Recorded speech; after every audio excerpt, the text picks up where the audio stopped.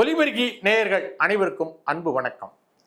இந்த நிகழ்ச்சியில் நம்ம பார்க்க போகிறது ஏஆர் முருகதாஸ் இயக்கத்தில் சிவகார்த்திகேயன் நடித்துள்ள மதராசி படத்தை பற்றி. ஏஆர் முருகதாஸுக்கும் சிவகார்த்திகேயனுக்கும் இது ரொம்ப முக்கியமான படம். எந்த வகையிலனா கிட்டத்தட்ட ஒரு 5 வருடங்களுக்கு பிறகு ஏஆர் முருகதாஸ் இயக்கியிருக்கிற தமிழ் படம். இடையில நிறைய தமிழ் படங்கள் தோல்வி, இந்தி படங்கள் தோல்வி, இனி முருகதாஸ் அவ்வளவுதான் அப்படிங்கிற மாதிரி சூழ்நிலையில் அவருக்கு இந்த படம் ஒரு ரீஎன்ட்ரியா அமையும். சிவகார்த்திகேயனை பொறுத்த வரைக்கும் அமரன்கிற ஒரு மிகப்பெரிய ஹிட் கொடுத்த ஹீரோ. அவருக்கு இந்த ஹிட்டும் ரொம்ப முக்கியமான ஒரு விஷயம். இதில் தோல்வி அடைந்தால் என்ன ஆகும்னா, அது அமரன் படத்தில் பெற்றது அதிர்ஷ்டவசமான ஒரு வெற்றி அப்படிங்கிறதாக கருதப்படும். ஆக இந்த 2 பேருக்கும் ஒரு முக்கியமான படமாக மதராசி வெளிவந்திருக்கு. சமீப காலமாக ஒரு பெரிய டாக் ஓடிட்டு இருக்கு. என்னன்னா, விஜய் இப்போ அரசியலுக்கு போயிட்டார். இந்த கடைசி ஜனநாயகனோட ஒரு கடைசி படம்னு அறிவிச்சிட்டாரு, அரசியலுக்கு போயிட்டாரு. இப்போ அந்த இடத்த யார் நிரப்புவது அப்படிங்கிற ஒரு கேள்வி இருக்கு. அஜித் ரூட்டு தனி, அதை இதோட மிங்கிள் பண்ண வேண்டிய தேவையில்லை. விஜய் இடத்தை நிரப்புவது யார் அப்படின்னு சொல்லி ஒரு கேள்வி எழும்போது அந்த இடத்த நெருங்கிக்கிட்டு இருக்கவர் சிவகார்த்திகேயன். அவர் தோற்றத்திலையும் சரி, சமீப படங்களில் அவருடைய நடிப்பும் சரி, அவருடைய மேனரிசமும் சரி, அவருடைய நடன அசைவுகளும் சரி கிட்டத்தட்ட விஜயை சார்ந்தே இருக்கிறதுனால விஜயோட இடத்த சிவகார்த்திகேயன் பூர்த்தி செய்வார் அப்படிங்கிற மாதிரியான ஒரு சூழ்நிலை இருக்கும் பட்சத்தில் ஏஆர் முருகதாஸ் என்ன பண்ணியிருக்காருன்னா, விஜயை வைத்து ஒரு படத்தை இயக்கினால் அந்த படம் எப்படிப்பட்ட கதை அம்சங்கள் கொண்ட படமாக இருக்கும், எப்படிப்பட்ட ஆக்ஷன் காட்சிகள் இருக்கும், காமெடி காட்சிகள் இருக்கும், லவ் காட்சிகள் இருக்கும் அப்படிங்கிறத மனசில் வச்சு ஏற்கனவே அவர் விஜயை வச்சு எடுத்திருந்த கத்தி, துப்பாக்கி இந்த 2 படங்களையும் மனசில் வச்சுக்கிட்டு அதில் சிவகார்த்திகேயனை உட்கார வச்சு இந்த படத்தை இயக்கியிருக்காரு. இன்னும் சொல்ல போனால் இந்த கதை விஜய்க்காகவே எழுதப்பட்ட கதைன்னும், அவர் ஏஆர் முருகதாஸ் இயக்கத்தில் திரும்ப நடிக்க விரும்பலை அப்படிங்கிறதுனால அதை சிவகார்த்திகேயனை நடிக்க வச்சிருக்கதான் ஒரு தகவல் உண்டு. எப்படி பார்த்தாலும் இது கத்தி, துப்பாக்கி வரிசையில் விஜய் நடித்திருக்க வேண்டிய படமாகவும் அந்த பாணியிலான ஒரு கமர்ஷியல் படமாகவும் இந்த படம் வெளிவந்திருக்கு. இப்போ படத்தோட கதை என்னன்னு பார்க்கலாம். வித்யுத் ஜமால் ஒரு பெரிய வில்லன். அவர் ஏற்கனவே ஏஆர் முருகதாஸோட படங்களில் நடித்தவர், வில்லன் நடித்தவர். இப்போ பாலிவுட்டில் பெரிய ஹீரோவாக கலக்கிட்டு இருக்காரு. அவரை திரும்பவும் வில்லனாக இந்த படத்துக்கு கூட்டிகிட்டு வந்திருக்காரு. இந்த வித்யுத் ஜமாலும் சமீரும் 2 பேரும் பெரிய கடத்தல்காரர்கள், ரொம்ப நெருக்கமான நண்பர்கள், கடத்தல்காரர்கள். இவங்க என்ன பண்ணுறாங்கன்னா, வடநாட்டிலேருந்து ஒரு 4-5 கண்டெய்னர் நிறைய கை துப்பாக்கிகளை சென்னைக்கு கடத்திட்டு வராங்க. அவங்களுடைய நோக்கம் என்னன்னா, அவங்களுடைய நோக்கம் இல்லை, அவர்கள் ஏவியவருடைய நோக்கம், ஏவிய அதிகார வர்க்க சக்திகளுடைய நோக்கம் என்னன்னா, தமிழ்நாட்டில் எல்லார் கையிலையும் துப்பாக்கி போய் சேரணும், எதுக்கு எடுத்தாலும் ஒருத்தருக்கு ஒருத்தர் சுட்டுக்கிட்டு சாகணும், வட இந்தியா மாதிரி தமிழ்நாட்டிலையும் துப்பாக்கி கலாச்சாரம் பெருகணும், இந்த நாட்டில் அமைதியை குலைக்கணும் அப்படிங்கிறத நோக்கமாக கொண்டு அவங்க 5 கண்டெய்னர் லாரியில் துப்பாக்கியை எப்படியோ கடத்தி சென்னைக்கு கொண்டு வந்துடுறாங்க. இந்த தகவல் தேசிய புலனாய்வு ஏஜென்ட் அப்படின்னு அழைக்கப்படுகிற NIA அப்படிங்கிற ஏஜென்ட்டுக்கு தகவல் கிடைக்கிது. இந்த அமைப்புக்கு தலைவராக இருக்கிறவர் பிஜு மேனன். அவர் என்ன பண்ணுறாருன்னா, இந்த கடத்தலை எப்படியாவது தடுத்து நிறுத்தி தமிழ்நாட்டை அமைதி பூங்காங்கிற அந்த விஷயத்தை காப்பாற்றணும், இது யாரை வச்சு செய்கிறது அப்படிங்கிற ஒரு தடுமாற்றம் இருந்துக்கிட்டு இருக்கு அவருக்கு.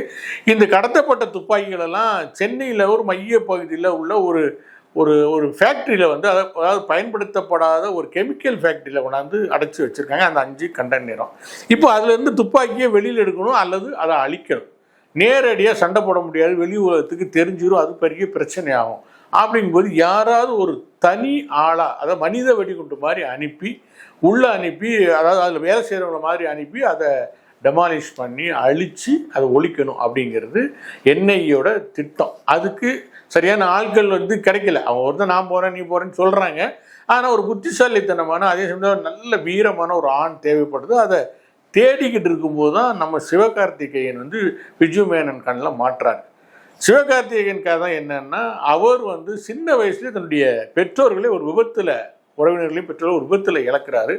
அந்த விபத்துலேருந்து அவங்களை காப்பாற்ற முடியலையே அப்படிங்கிற அந்த மன உறுத்தலே அவருக்கு மனப்பிறழ்வை உண்டாக்கி, யார் விபத்தில் சிக்கினாலும், யார் துன்பப்பட்டாலும், யார் அடிபட்டாலும் அவங்க அடிப்பட்டவங்க முகத்தில் வந்து இவருடைய உறவினர் முகத்தை, அம்மா முகத்தை, அப்பா முகத்தை பார்க்குறாரு. இதனால் ஓடி ஓடி போய் அவங்களுக்கு உதவி பண்ணுறாரு. இந்த கேரக்டரை லவ் பண்ணுறாங்க ருக்மணி வசந்த், படத்தோட ஹீரோயின். அவங்க ஒரு பல் டாக்டர். இவர் இப்படி ஓடி ஓடி போய் உதவி பண்ணுறானே, மிக நல்ல மனுஷனாக இருக்கானேன்னு அவங்கள தேடி தேடி போய் லவ் பண்ணுறாங்க. 2 பேரும் காதலிக்கிறாங்க. ஒரு கட்டத்தில் என்ன பண்ணுறாங்கன்னா, இவங்க வந்து ஒரு மனப்பிறழ்வு உடையவர் அப்படின்னு கண்டுபிடிக்கிறாங்க. அந்த மனப்பிறழ்வுனால தான் மற்றவங்களுக்கு உதவி பண்ணுறாங்க அப்படின்னு அவங்க தெரிஞ்சுக்கிறாங்க. ஆனால் ருக்மணி வசந்தை காதலித்த பிறகு சிவகார்த்திகேயன் வந்து அந்த பழக்க வழக்கங்களை குறைச்சிடறாரு. ஏன்னா அவர் பெரிய அன்பை தேடி தான் அதை செய்கிறாரு. அந்த முழு அன்பும் வந்து ருக்மணி வசந்தர் கிடைக்கும் போது அவருக்கு அந்த உதவுகிற மனப்பான்மை குறைஞ்சி போகுது.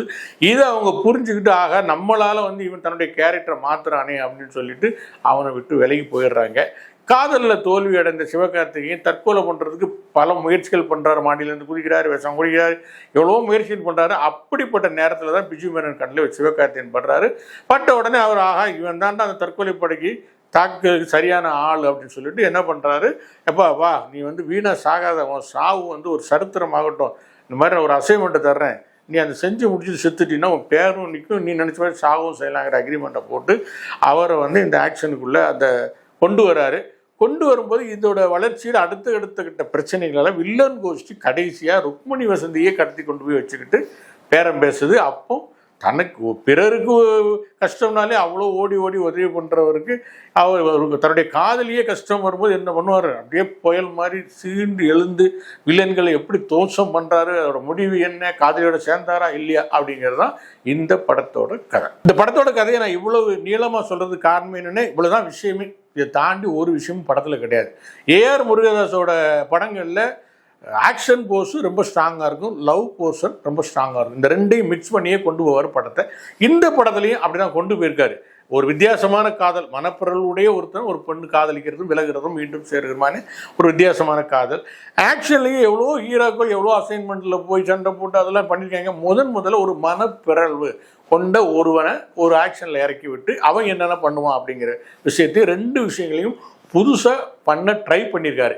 என்னென்னா பல இடங்கள் அந்த புது விஷயம் ரசிக்க வைக்குது, பல இடங்கள் என்னடா அப்படிங்கிற மாதிரி சலிப்பையும் ஏற்படுத்துது அப்படிங்கிறது தான் இந்த படத்தோட மைனஸ்.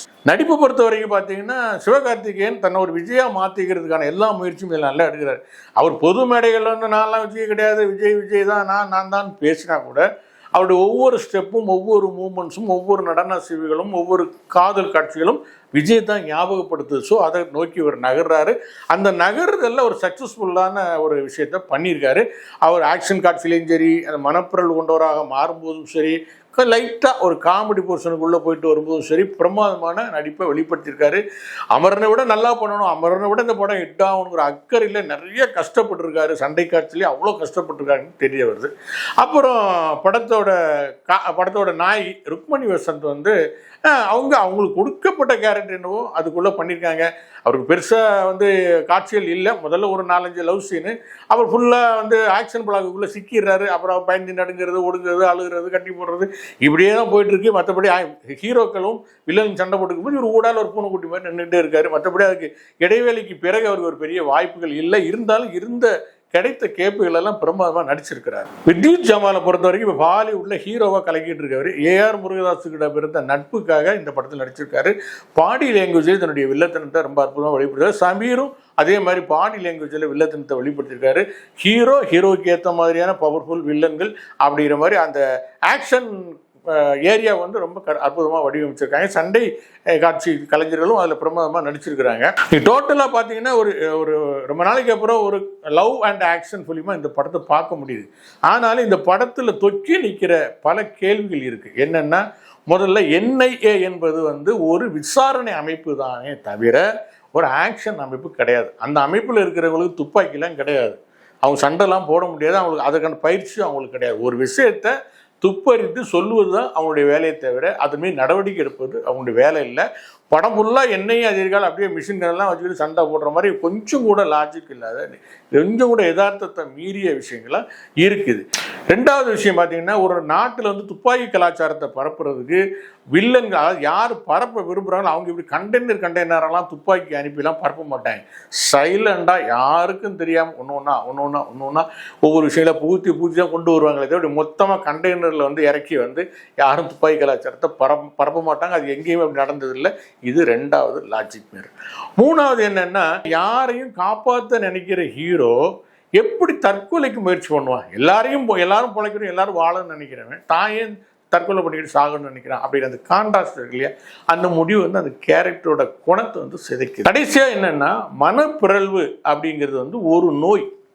அதை குணப்படுத்ததான் வழி பார்க்கணுமே தவிர அந்த நோய் பெரிய வரம் அப்படிங்கிற மாதிரி காட்டவே கூடாது. அதில் அந்த ஒரு டயலாக்லேயே வந்து ஹீரோயின் வந்து உனக்கு கிடைச்சிருக்கிறது வந்து நோய் இல்லை, அது வரம்னே அப்படி சொல்கிறாங்க. எப்படி ஒரு வரம், ஒரு நோய் வந்து வரமாக இருக்க முடியும்? அந்த நோயை எப்படி சரி பண்ணுறது அப்படிங்கிறத பார்க்கணுமே தவிர இது கிடைச்சது வந்து வரம், அதை நல்லா யூஸ் பண்ணிக்கோ அப்படின்னு சொல்கிறது வந்து கிட்டத்தட்ட மெடிக்கல் மிராக்கிள் மயிலா, மெடிக்கல் மிராக்கிளே தான். மெடிக்கல்ல இல்லாத ஒரு விஷயத்த ஒரு நோயை வரம்னு சொல்லி இந்த படம் தீர்ப்பு சொல்லுது. எல்லா வகையிலும் நீங்கள் பார்த்தீங்கன்னா ஒரு கமர்ஷியல் ஆக்ஷன் லவ் என்டர்டெயின்மெண்ட் படம் தான். ஆனால் தப்பா இந்த படங்களுடைய காட்சி அமைப்புகள், திரைக்கதை அமைப்புகள், சொல்ல வந்த மெசேஜ் எல்லாமே தவறான ஒரு விஷயமா அமைஞ்சிட்டதுனால இது சும்மா போய் ஒரு 2 மணி நேரம், ஒரு 2.5 மணி நேரம் டைம் பாஸ் பண்ணிட்டு வரலாமே தவிர இந்த படத்துல வந்து கத்துக்கிறது எதுவுமே இல்லை, இதில் தெரிஞ்சுக்கிறதுக்கு எதுவுமே இல்லை அப்படிங்கிறதான் உண்மை. நன்றிகளே, உண்மை பேசுவோம், அதை உறக்க பேசுவோம். இந்த நிகழ்ச்சி உங்களுக்கு பிடிச்சிருந்தா லைக் பண்ணுங்க, ஷேர் பண்ணுங்க, சப்ஸ்கிரைப் பண்ணுங்க. நன்றி, வணக்கம்.